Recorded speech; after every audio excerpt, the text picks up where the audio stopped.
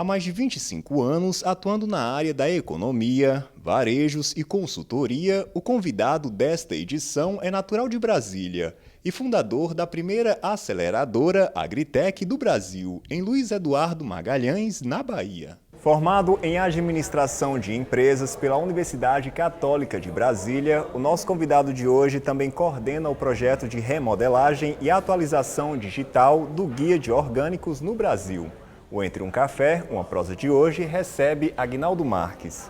Bem-vindo ao programa. Atualmente, o Produto Interno Bruto da agropecuária corresponde a 8% do PIB total do país, uma contribuição relevante que ecoa em outros setores da cadeia produtiva nacional. Como as startups estão atuando para impulsionar ainda mais o setor do agronegócio? O segmento de inovação dentro do país, ele é fundamental por um salto de qualidade e um salto também da economia. Por que isso? Cada segmento econômico ele atinge um patamar determinado pelos recursos que dispõe, né? Pela capacidade de cada trabalhador, pela capacidade de cada indústria. E a partir daquele momento, somente a inovação fará com que esse segmento evolua, esse segmento atinja novos patamares. E quando a gente fala em inovação, é quase que um sinônimo você trazer o nome startup, né? Startup, ou seja, uma pequena empresa, um negócio, um projeto inovador que traz uma nova visão sobre uma atividade, sobre um processo que já é rotina dentro daquele segmento econômico. Isso tem sido fundamental para o agronegócio. O agronegócio tem se beneficiado demais das startups e especificamente da inovação. Quando você fala sobre inovação, sobre startup dentro do agro, muitas pessoas passam a associar quase que instantaneamente a drone, né? Associam muito a parte do agro digital, do agronegócio digital com drones. Mas existe uma infinidade de outras inovações que são colocadas tanto na pecuária quanto no agro e que tem feito a gente ganhar cada vez mais relevância dentro da economia mundial. Como as agritechs podem mostrar seus pontos fortes para atraírem aí novos investidores? A partir do momento que ela consegue identificar gaps dentro de um processo, qualquer processo, e que pode ser resolvido de uma forma mais rápida, com um custo menor, de uma maneira mais fácil, se torna visível isso para o investidor. Não é tão fácil dentro do agronegócio, porque a grande maioria dos investidores, principalmente que nós temos aqui dentro do país, eles estão muito acostumados a investir em coisas mais palpáveis. Então, quando você fala de uma fintech, né, uma empresa que trabalha com soluções bancárias, soluções financeiras, é muito fácil você ver o resultado disso e é rápido. Quando você fala do agro, normalmente você depende de uma safra, ou seja, você aplica uma solução, você vai demorar meses para ver o resultado dela. Então, eu acredito que o que falta são tanto as startups como os agentes que trabalham junto da área de inovação do agro, trabalharem melhor a comunicação com o setor de investimento, um setor que faz o venture capital destinado ao agronegócio. Que desafios o senhor pode destacar com relação à implantação dessas agritechs aqui no semiárido nordestino? A área de inovação ela tem que ter como foco o setor privado, né? A dependência da área ou do setor público, ela tem que ser, não que não seja importante, mas ela tem que ser vista como secundária. O principal é você demonstrar o benefício que está sendo gerado pela inovação para o setor produtivo, para o setor privado. A partir do momento que você mostra para um grande produtor,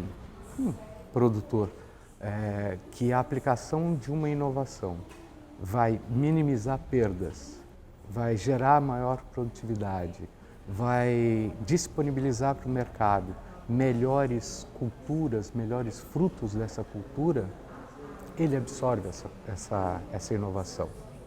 mas ainda são muito reticentes. O produtor brasileiro ele gosta de ver o resultado primeiro, né? Então, quando a gente fala na área de inovação que é necessário fazer uma POC, uma prova de conceito, né? Vamos fazer um MVP, ele gosta de fazer a comparação do que você está aplicando com o que ele já aplica. E após a safra, ele medir esse tipo de resultado. A partir desse momento, ele começa a comparar. A relação benefício-custo, ela fica muito mais clara. Então, nesse momento, a gente consegue fazer a introdução da inovação. E aí sim, a startup ganha um espaço para colocar a sua solução. Segundo dados da Associação Brasileira de Startups, as agritechs ocupam o terceiro lugar entre os setores mais comuns de startups. Quais são os critérios que os investidores utilizam na hora de investir seu capital em uma agritech? Qualquer investidor, mesmo sendo uma caracterização de venture capital, que é a aplicação de um capital de risco, ele está arriscando, não é uma certeza absoluta que vai ter um retorno. Mas quando tem, o retorno é bastante maior do que uma aplicação no mercado financeiro. O que ele busca, na realidade, é maior proximidade de certeza, mesmo sendo um capital de risco. Então ele gostaria de entender, quanto mais nós fazemos com que o investidor entenda como é gerado o resultado daquela solução, mais fácil é a obtenção de investimentos. Qual o melhor momento para investir e buscar novos investidores no setor do agronegócio? É agora.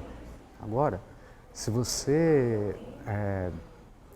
fizer uma retrospectiva, Fernando, o agronegócio tem já há algum tempo ocupado uma situação e um status bastante relevante dentro da economia nacional.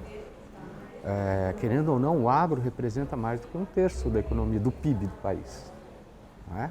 Então, mesmo com todas as crises de oscilações que sofreram a economia, o agro segurou o nosso país, o agro segurou o PIB e ele vem gerando riqueza dia após dia, porque a pandemia fez com que tanto a área de indústria como a área de comércio, sofresse um baque muito grande, né? Isso não foi só, o Brasil não foi tido assim como a ovelha negra, o mundo todo sofreu esse tipo de retração. E quem fez com que a economia nossa permanecesse nos patamares de excelência foi o agronegócio. Porque o produtor, ele acreditou que precisaria continuar o negócio dele. E nós temos, eu vou me incluir dentro do agronegócio, nós temos uma responsabilidade muito grande, não só em nível de país, em nível de Brasil, mas também uma relevância mundial. Grande parte do que nós produzimos aqui, você residindo aqui em Petrolina, você sabe, sendo um cinturão frutícola de importância como é aqui a região, nós exportamos muito. Nós temos uma capacidade de exportação muito grande.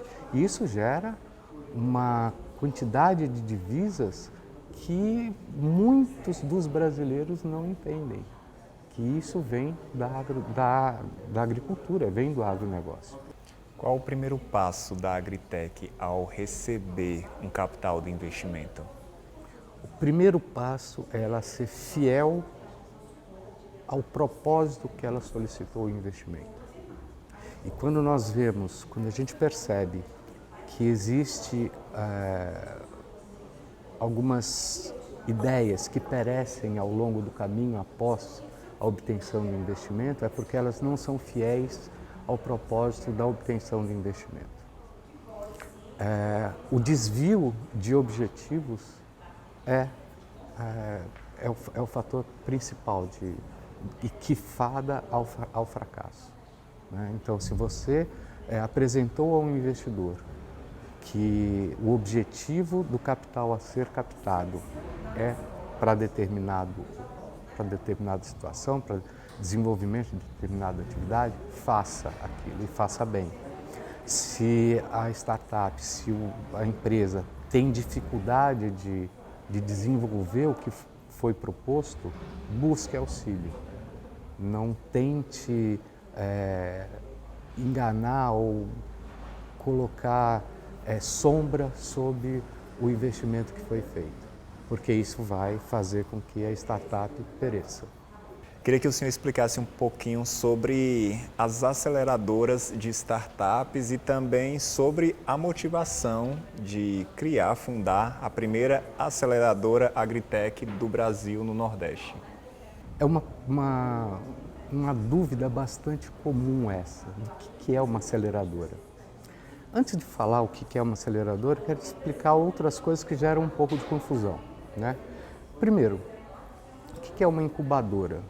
A incubadora é o nascedouro, é de onde vem a matéria-prima principal para uma aceleradora. Uma incubadora, ela normalmente tem que surgir da academia. As escolas técnicas, faculdades, universidades, novamente o Sistema S. Nesse momento, os mestres têm que identificar quem são os seus alunos que têm características empreendedoras. Nesse momento, o mestre, o professor, tem que indicar as pessoas e incentivá-las a serem empreendedoras, a fazerem com que a engrenagem da economia possa girar através das mãos deles. Isso é fundamental e isso acontece na academia. Então ali surgem os embriões das primeiras empresas. As ideias são geradas ali e os mestres orientam, mostram qual é o caminho a ser seguido. Ah, sua ideia é muito boa, você tem uma característica muito legal de comunicação. Se junta, se associa ao seu colega que é um técnico muito legal, aquele outro ali que tem uma capacidade de lidar com informática muito boa. Formem equipes, formem times. Quando esse time está formado e a ideia está mais costurada através da academia, é o momento de nós pegarmos essa matéria-prima e trabalhar dentro de uma aceleradora. Porque aí sim, eu vou pegar essa ideia, esse projeto, esse time e vou fazer com que ele, num curto espaço de tempo, por isso que a gente chama de aceleradora, ele se transforme de um projeto que muitas vezes está só no papel e depois de um tempo muito curto ele se transforme em uma empresa com CNPJ e emitindo nota fiscal. É isso que a aceleradora faz. Então nós trabalhamos aquele time para que ele se torne uma empresa e para que aquela ideia seja utilizada em prol da economia. Como é realizado o processo de seleção das startups agritechs na empresa do senhor?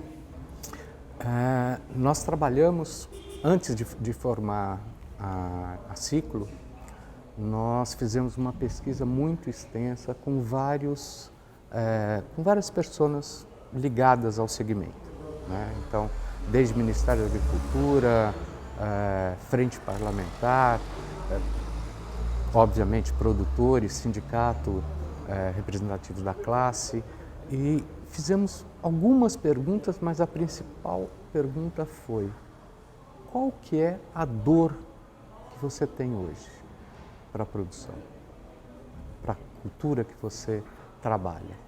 Nós elencamos todas essas dores, que é um termo também que a gente utiliza muito dentro desse segmento, dentro da área de inovação. Elencamos todas as dores e as prioritárias nós fizemos como sendo ranqueamento para a área de seleção. Então, se você tem uma ideia que pode ser aplicada dentro do agronegócio, o primeiro crivo é: a sua ideia está dentro das prioridades que foram elencadas em 2020 como sendo prioritárias a serem trabalhadas? Sim. Então, você passou pelo primeiro crivo. A sua ideia, ela é aplicável à agricultura? Ela é escalável? Como é a forma de você monetizar?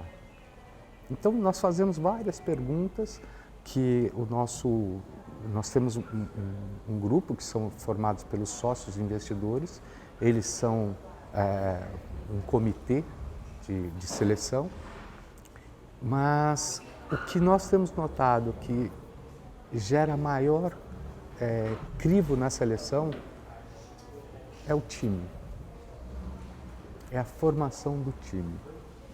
Porque, Fernando, uma coisa muito interessante, uma boa ideia, uma ideia excelente, se não for tocada por um time bom, ela não vai para frente. Agora, uma ideia mais ou menos, ou às vezes até uma ideia ruim, mas com um time muito bom, esse time faz ela ser vencedora. Como está o cenário atual das startups no Brasil e as expectativas aí com relação ao futuro? Nós tivemos aí, logo depois da pandemia, um decréscimo no número de startups do agronegócio. Muitas se perderam, tivemos aí durante algum tempo uma injeção que foi desordenada de investimentos, então isso serviu de desbalanceamento também, até de valores a serem investidos, de valores de startups. Isso serviu para que muitas se perdessem ao longo desse caminho. Mas a nossa expectativa é que isso volte a crescer, é que o número de startups ela volte a crescer, principalmente pelo surgimento de alguns hubs de inovação, assim como o que está se embrionando aqui dentro da região, né?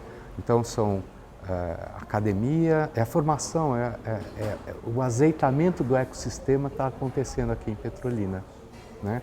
Então, quando você tem a academia, o setor privado, a área pública dando suporte, isso daí faz com que surjam mais equipes, mais times querendo fornecer soluções para o agronegócio. Quais as orientações do senhor para as novas agritechs que estão aí em busca de um investidor? Se organizem, tenham uma certeza muito grande de que a perseverança ela é fundamental para que sejam vencedoras, né? Então acreditem no seu projeto, tenham a certeza de que se bem apresentado, se ela for bem estruturada, vão encontrar anteparo dentro dos aparelhos hoje que podem dar suporte às startups. As aceleradoras são uma dessas, né? É um aparelho fundamental. Apesar de sermos ainda um dos únicos aparelhos de aceleração específico do agro, mas nós temos dentro do país aí um pouco mais de 3 dezenas de aceleradoras que fazem um trabalho de aceleração para outros segmentos e também para o agronegócio, né?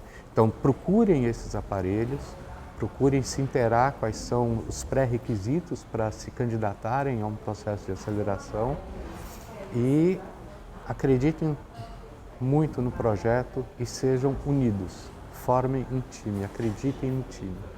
Obrigado, senhor Aguinaldo, por essa entrevista e obrigado a você também que nos acompanhou em mais uma edição do Entre um Café, uma Prosa. TV Caatinga, a verdadeira imagem do sertão.